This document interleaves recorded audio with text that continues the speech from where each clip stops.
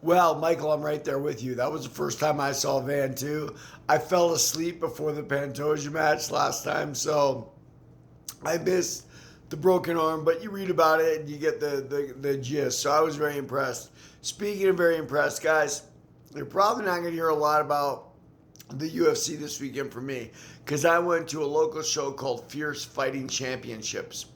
And my boy David Kim had his third pro fight.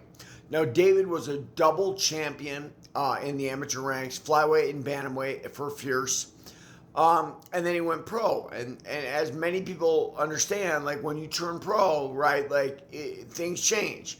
The amateurs, every once in a while, you get a scrub, right? An easy victory, you knock people out. By the time you're in the pros, everybody's trained hard enough. Whereas there's no scrub standing in front of you. I don't care who they are, right? They're all freaking tough guys. And David's had some really tough matches, right? Including dropping all the way to flyweight, thinking that benefits him.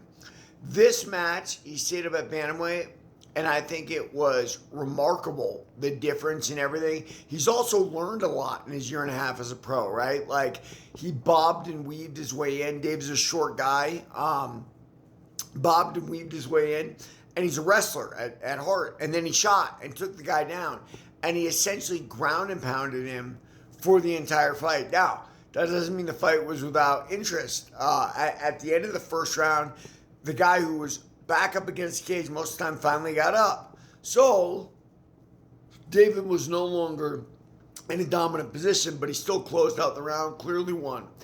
End of the second round, same thing happened, right? David takes him down, David dominates him, guy gets up, but then they engaged in a striking match at close range. And the guy was very good at Muay Thai. He grabbed David in a plume, kneed him in the face, kneed him in the body.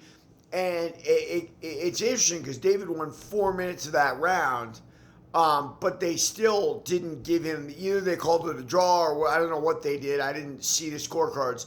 But the bottom line is David didn't blank him on the scorecard. So the judges definitely thought very highly of what happened right there. So the third round, the suspense is on, right? A lot of times you rise in a fight really fast and then you drop just as fast. Well, David took him down. Third round, stayed on top of him, finished the fight, got his first pro win. I couldn't be more proud of him. We sponsored him in this fight, Deeks Dojo. We'll sponsor him in the future until his pro career runs its course, and who knows where that'll land. As I told David, and I tell everybody who gets into fighting, fighting is simply timing, right? Who they match you with when, and how much training and how much experience does that guy have, right? And are you fully dedicated, and is he fully dedicated? That's all it is.